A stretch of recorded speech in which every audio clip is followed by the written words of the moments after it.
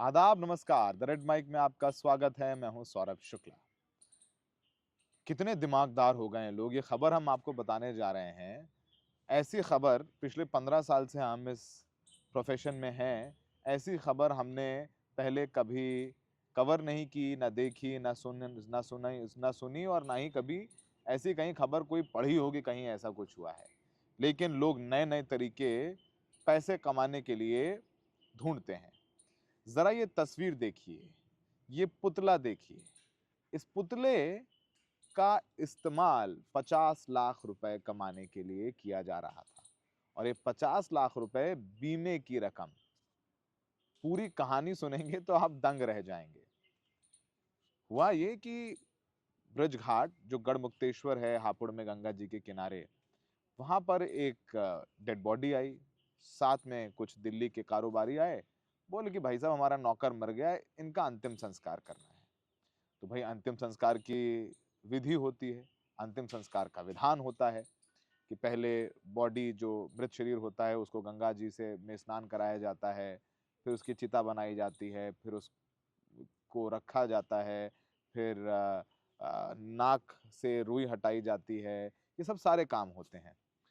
तो इन्होंने कहा नहीं नहीं ऐसा है पंडित जी, जो वहां पे होते हैं लोग काम करते हैं, उन्होंने कहा कि भाई ऐसा है, इनका कुछ मत करिए, ऐसे ही लकड़ी डालिए और इसको जला दीजिए। पंडित जी ने कहा ऐसे कैसे जला देंगे भाई? भाई बॉडी का एक पूरा प्रोसेस होता है, उसके तहत जलाई जाती है, ऐसे नहीं जला देंगे हम। तो ये लोग थोड़ा सा आनाकानी करने लगे।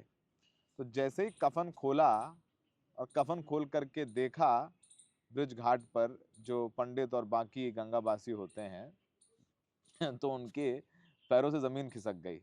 देखा कि एक पुतला था, कोई इंसान नहीं था। तो ये दिल्ली के कारोबारी एक पुतले का अंतिम संस्कार कराने लाए थे। अच्छा, जैसे ही पुतला देखा तो ये घबरा गए। ये घबरा करके भागने लगे। तो जो आसपास लोग थे, हल्ला वल्ला मचा और उनको पकड़ा गया। पकड़ा गया तो फिर पुलिस को बुलाया गया, पुलिस को सूचना दी, पुलिस ने इन लोगों को गिरफ्तार किया। जब पुलिस ने इनसे पूछताछ करनी शुरू की तो पुलिस की भी होश फाख्ता हो गए। अ, इस पूरी घटना में 4 युवक युवक शामिल थे और ये कह के आए कि हम किसी परिचित का अंतिम संस्कार कराने लाए हैं और ये कहा कि ये लड़का मरा है, ये अनाथ टाइप लड़का था, इसका कोई था नहीं, हमारी दुकान में काम करता था। तो चिता विता सजवा दी गई। अब दरअसल क्या होता है कि अगर आपको बीमे की रकम रकम चाहिए, जो इंश्योरेंस पॉलिसी आपने कराई है, तो आपको घाट पर जब अंतिम संस्कार करते हैं तो एक एक पर्ची मिलती है। उस पर्ची से मदद हो जाती है बीमे की रकम पाने के लिए कि भाई हाँ, ये फलाना फलाना तारीख को यहाँ पर ये बॉडी आई थी, ये इसका आधार कार्ड है, ये इसका कागजात हैं और ये पर्ची जो है इसकी मरने के बाद बनी हुई है। तो ये पूरा पूरा का पूरा ये किया गया। तो मामला जो है पूरा खुला तब जब पुलिस ने इनको पकड़ा। और हम भी पूरी पूरी खबर जो है आपको बताते हैं कि इस कदर जो है चीज़ें सामने आ रही हैं कि हमने भी अभी वहाँ पर बात की हापुड़ में कि भाई क्या है, कौन लोग हैं। तो कुछ और जानकारियाँ पता चली हमें जो शायद ये कहीं आपको ना पता चली हो। तो पता चला इसमें जो 2 युवक पकड़े गए उसमें एक का नाम कमल है और इनकी करोल बाग में कपड़े की दुकान है। उस कपड़े की दुकान पे तमाम 55-50 लाख का कर्जा हो गया। दुकान काफ़ी घाटे में चल रही थी और ब्याज का पैसा बढ़ता जा रहा था। डिप्रेशन हो गया, अब कर्ज कैसे चुकाएं, परेशानी हो गई, दिक्कत हो गई। तो इन्होंने क्या किया कि एक अंशुल नाम के लड़के को अपने यहाँ सेल्समैनी पर रखा। सेल्समैन के तौर पर अंशुल नाम के लड़के को रखा। ये लड़का प्रयागराज का रहने वाला था। अच्छा, अंशुल से उसका आधार कार्ड, पैन कार्ड वगैरह ले लिया और इसका एक इंश्योरेंस करा दिया। तो ये प्लानिंग 2 साल से चल रही थी। इसका इंश्योरेंस करा दिया कि भाई हमारा एम्प्लॉय है और हम इसका इंश्योरेंस करा रहे हैं। 2 साल कमल और जो मालिक थे उन्होंने उन्होंने इंश्योरेंस की किश्त भी भरी, सालाना किश्त भरी कि कहीं कोई शक ना हो जाए। और उसके हस्ताक्षर भी करवा लिए, पॉलिसी भी ले ली, टाटा कंपनी की पॉलिसी ली और अंशुल को गांव भेज दिया छुट्टी पर लंबी, कि भाई अभी कुछ काम नहीं है, तुम 1 डेढ़ महीने के लिए गांव चले जाओ फिर आ जाना। तो उसको गांव भेज दिया। जब गांव भेज दिया तो इनको प्लान करना था कि भाई कैसे क्या करें। तो 21-22 नवंबर को इन्होंने वहां अफवाह उड़ा दी कि अंशुल जो है एडमिट है, उसकी हालत बहुत खराब है। और फिर अगले दिन कहा कि यार उसकी अंशुल की मौत हो गई है और अंसारी हॉस्पिटल से में उसको मृत घोषित किया गया। और फिर उसका कफन जो है लेकर के आ गई, पुतला बना लिया था उन्होंने पुतला। तो अंशुल तो गाँव गया, लेकिन अंशुल का पुतला बना करके उसको पूरा पैक कर दिया सर से नीचे तक, कि लोगों को लगे कि ये तो मर गया। और फिर और बोला कि ये अस्पताल ने इसका सील बंद ताबूत दिया है, अब इसका अंतिम संस्कार तो हम लोगों को करना होगा। तो ये कह कू के ये लोग जो है उसका अंतिम संस्कार कराने के लिए हापुड़ के ब्रज घाट ले गए। ब्रज घाट गढ़मुक्तेश्वर, गढ़मुक्तेश्वर की बड़ी मान्यता है, गंगा जी हैं और वहां पर अंतिम संस्कार कहते हैं कराने से जो भी मृत आत्मा होती है उसे मोक्ष की प्राप्ति होती है। तो जब वहां पर ये पकड़े गए तो उन्होंने पूरा सच उगला कि भाई बीमे की रकम पाने के लिए उन्होंने ऐसा किया। और कमल सुमानी नाम है जो मुख्य आरोपी है। 50 लाख का कर्ज था और उसी 50 लाख, इसे बीमे से 50 लाख रुपए मिल जाते तो वो अपना कर्ज चुका देता और कर्ज चुका के जो है निश्चिंत हो जाता।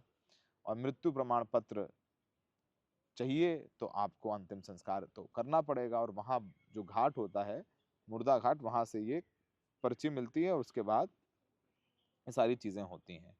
तो इनकी गाड़ी भी पकड़ी पुलिस ने, इन्हें भी पकड़ा पुलिस ने, डमी भी पकड़ा पुलिस ने। और इस पूरे मामले में आइए आपको सुनवाते हैं कि जो सीओ हैं वो क्या बता रही हैं, स्तुति सिंह नाम है इनका, कि किस तरीके से इनको पकड़ा गया। आज दिनांक 27 नवंबर 2025 को थाना गढ़मुक्तेश्वर में एक सूचना प्राप्त हुई कि चौकी क्षेत्र ब्रिज घाट के शमशान में एक व्यक्ति के द्वारा शव का अंतिम संस्कार न करते हुए एक डमी का अंतिम संस्कार किया जा रहा है। जब पुलिस ने इसमें जानकारी की तो ये बात सामने आई कि कमल सोमानी पुत्र श्रवण सोमानी निवासी दिल्ली के ऊपर एक 50 लाख का कर्जा था और उसी कर्जे से मुक्ति पाने के लिए उन्होंने अपनी ही दुकान में काम करने वाले अंशुल कुमार पुत्र धर्मराज निवासी दिल्ली के नाम पर उन्हें बिना बताए 1 वर्ष पूर्व 50 लाख का इंश्योरेंस कराया था। और मृत्यु प्रमाण पत्र प्राप्त करने के लिए कूटनीति से आज डमी का अंतिम संस्कार करने के लिए ब्रिज घाट आए थे। पुलिस ने इसमें एफआईआर पंजीकृत कर ली है और अन्य वैधानिक कार्रवाई प्रचलित है। जब अंशुल से इस बारे में बात की गई तो ये बात सामने आई कि उन्हें इस बारे में कोई जानकारी नहीं थी और वो स्वस्थ हैं और प्रयागराज में अपने निवास पर रह रहे हैं। तो आपने सीओ को सुना कि इनको किस तरीके से पकड़ा गया है। तो बड़ा दिलचस्प वाकया हुआ है ये, ऐसे वाकये बहुत कम देखे जाते हैं लेकिन ये वाकया हुआ है। दो बातें इसमें निकल करके आती हैं। पहली बात तो कि सोचिए कि कितने बेवकूफ़ हैं ये लोग, कि ऐसा लगा इनको कि इंश्योरेंस वाले इतने कच्चे खिलाड़ी हैं। भाई वो भी तो अंशुल के परिवार वालों से बात करते हैं, मिलते, उनका ब्लड रिलेटिव कौन है, और बीमे की रकम सीधे इन कारोबारियों को तो मिलती नहीं। नॉमिनी कौन था, और नॉमिनी तो ऐसे कोई बाहर का नहीं हो सकता, नॉमिनी तो ब्लड रिलेटिव होता है। तो बीमे की रकम पाना भी इतना आसान नहीं है।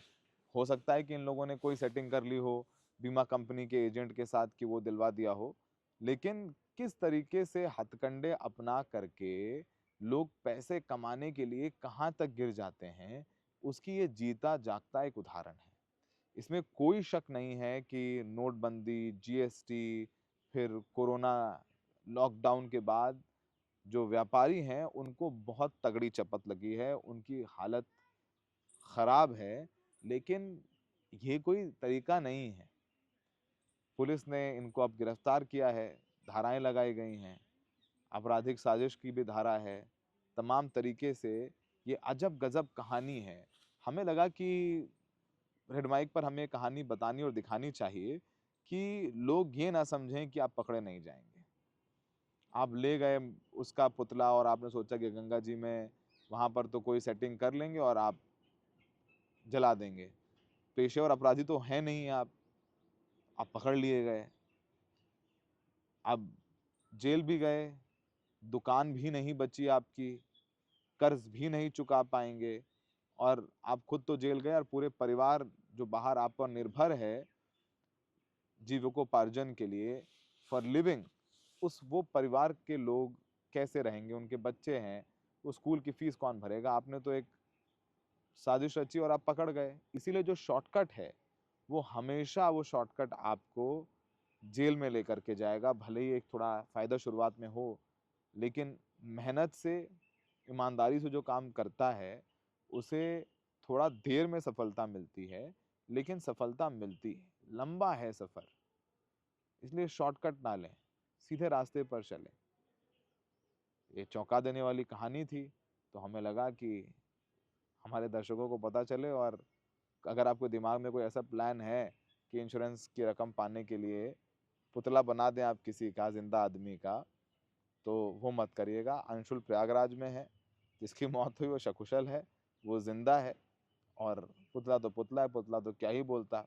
ये पुतले बनाने वाले पकड़े गए हैं, प्लान करने वाले पकड़े गए हैं। हमें देखने के लिए बहुत बहुत शुक्रिया।